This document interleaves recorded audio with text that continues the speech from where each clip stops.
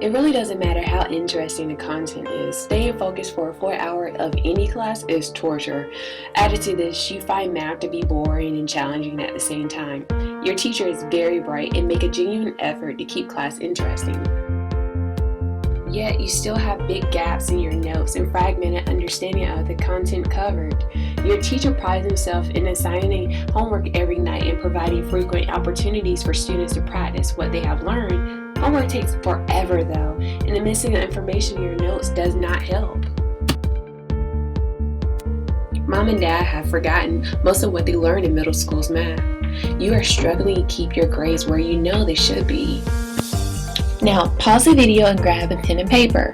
List the key elements of the student's learner's profile, along with potential accommodations and ways that the student could address the teacher to become a better self-advocate. Restart the video when you're finished.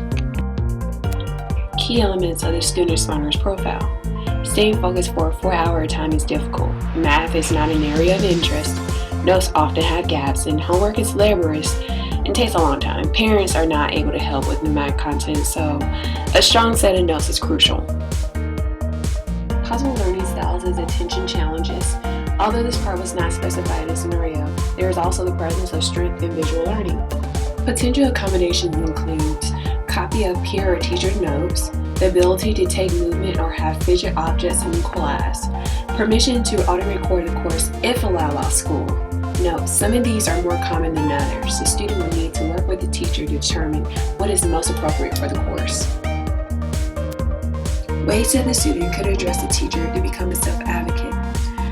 A wise step would be for the student to meet with the teacher and communicate 1. His enthusiasm for doing a good job and learning as much as possible. 2. A description about how he learns best. 3. What the teacher can do to help maximize his learning.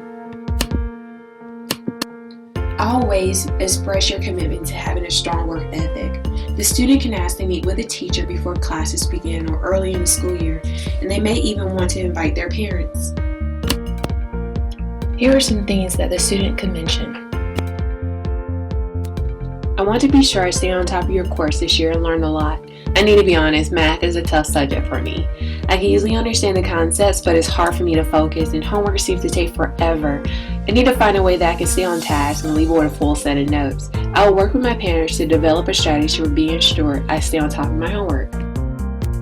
One problem I have with my attention wonders in class is that I end up with gaps in my notes. I'm going to work very hard to focus in class, but it's not easy for me. Is it possible for me to get a copy of your notes or another student's notes at the end of each day? I will take the time to review my notes and fill in the gaps while doing homework each night. If you allow audio recording in class, this is another great way for me to have a resource at home that I can listen to when filling in the gaps in my notes and doing homework. Can we determine a plan that works best for the both of us? I want to ensure that my challenges with my attention do not get in the way of learning science content goals that you have for us this year. Send a message that you are here to work hard. You respect the teacher's priority and their needs to develop an accommodating plan. And by making accommodations, the teacher reduces the barriers to your learning. Having this conversation early with the teacher and following through on your commitment to having a strong work ethic are both important parts of self-advocacy. Notice in the conversation above, the student expressed his commitment to a daily schedule to allow for homework and reviewing or filing his class notes. This will set the stage for collaboration with the teacher around the learning process and reduces the likelihood of conflict. In situations where there is a legitimate learning challenge, this may look like a lack of motivation or effort. It is smart to set a positive tone with the teacher early on. It is important to keep in mind that middle school teachers are juggling a tremendous amount of responsibilities and duties each day. Reminding the teacher from time to time about accommodations might be necessary. This is another part of self-advocacy.